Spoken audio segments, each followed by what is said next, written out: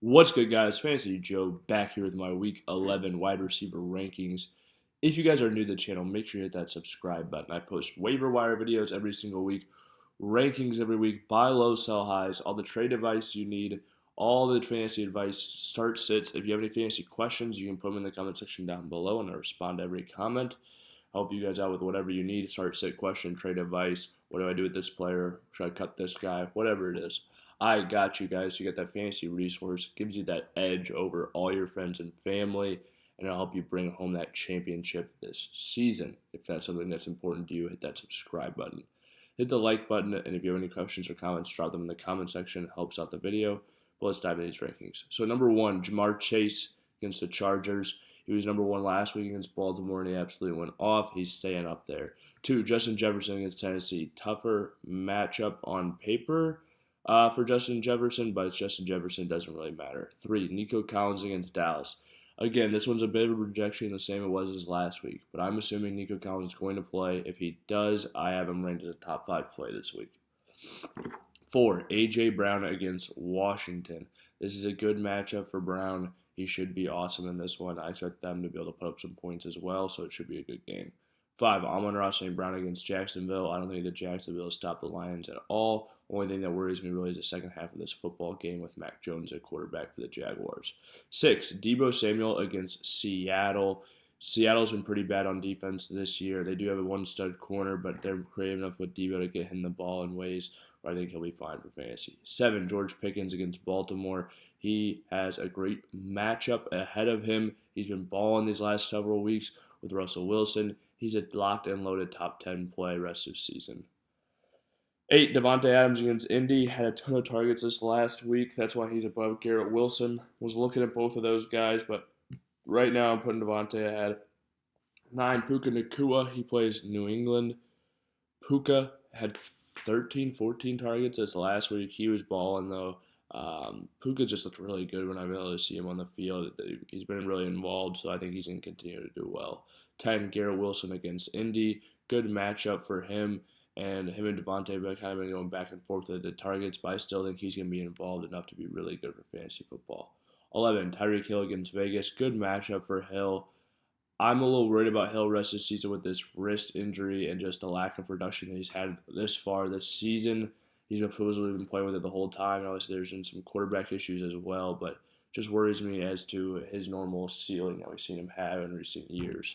Terry McLaurin against Philly. Terry's been awesome this year. Scored double digits every week since week 3 on.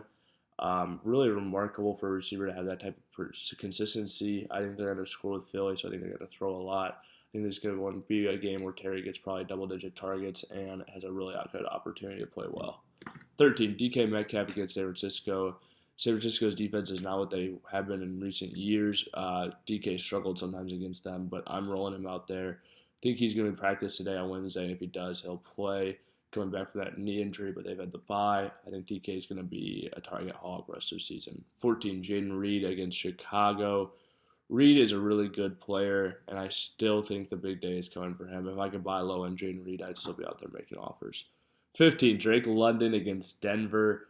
London has done really well this year. Struggled last week coming off the hip pointer injury, although he did play. So it was a tough matchup. Was he banged up? It's hard to know. Draws Patrick Tan this week, and he may not be 100%. Definitely downgrades him for me, but I'm still playing Drake London even against Patrick Tan likely. 16, T. Higgins against the Chargers. Higgins is a really good player. This one I have to monitor for health because they still don't know T. Higgins' day-to-day right now. This injury has been a long-lasting one. I thought he was for sure going to play coming off the long rest week. We were playing last Thursday, but they're still monitor that situation. You got T. Higgins, Joe Burrow, the like, but hopefully he can be out there. Cooper Kupp plays New England.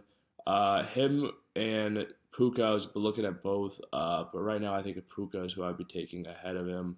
And again, this is just a game. I don't know how much they're going to have to throw, but I think Drake May greatly boosts the likelihood of this being a tight contest. Just gives the New England offense a lot more upside. 18, Zay Flowers against Pittsburgh. Zay's been good this year, and I'm playing him in this one against Pittsburgh. That could be a good game. 19, DeAndre Hopkins against Buffalo. Not exactly what you were hoping for last week, but it wasn't awful. But I think you can play him in a high-scoring game against Buffalo. 20, Calvin Ridley against Minnesota. He's been balling lately, getting a ton of targets ever since DeAndre Hopkins left, and he's been producing with them. I think you're playing Calvin Ridley every single week moving forward. He has a great schedule. Um, yeah, I just think Calvin Ridley has really moved up quite a few tiers lately with the type of target volume he's getting and the production it's been turning into.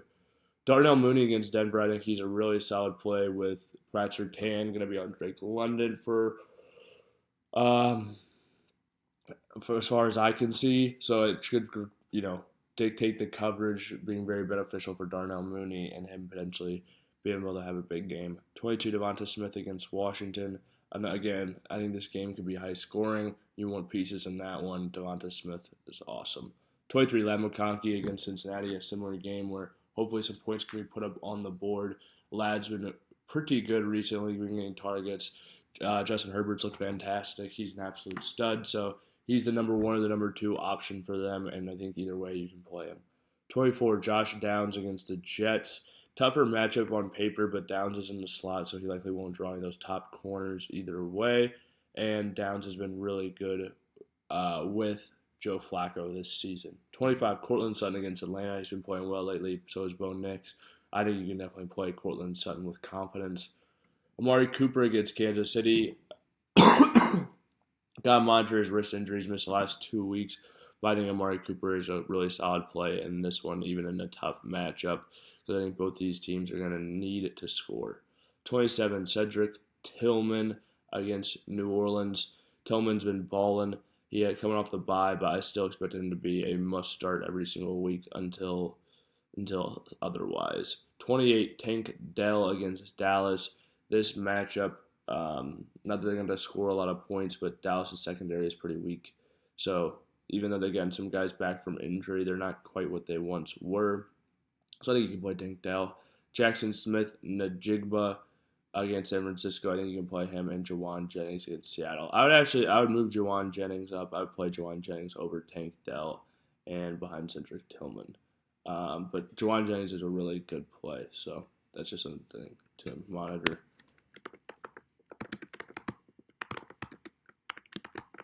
I was just thinking with the way Dallas is right now, I would definitely take Jawan Jennings in that game over Tank Dell. But those are my wide receiver rankings. If you guys have made it to this point in the video, please hit that like button, hit that subscribe button, and if you have any questions or comments, drop them in the comment section down below. We'll respond to them as always. This has been Fantasy Joe. Thank you guys so much for watching. I'll see you next time.